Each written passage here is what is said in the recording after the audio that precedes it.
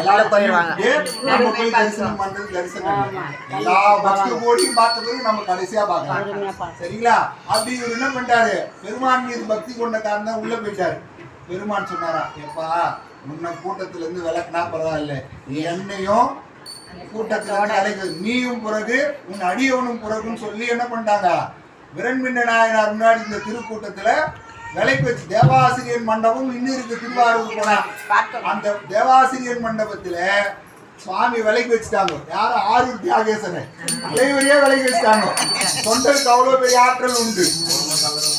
அப்போ தொண்டருக்கு எவ்வளவு பெரிய ஆற்றல் உண்டு, தலைவரையே விளக்கக்கூடிய ஆற்றல் உண்டு. அப்போ உடனே என்ன பண்ணாரா, நான் செய்தது தவறுதான் சொல்லிட்டு சுந்தரர் வந்து தில்லைவாழ் அந்தனரும் அடியார்க்கும் அடியேன் பாடி அதுக்கப்புறம் சுவாமி அவர் கூட்டத்தில் சேர்த்துக்கணும்னா, அப்பாடி உயிர் வந்தது, என்ன கூட்டத்தில் சேர்த்துட்டாங்க அப்படின்னு பெருமானே அடியார் கூட்டத்துக்காக இயங்கினார்.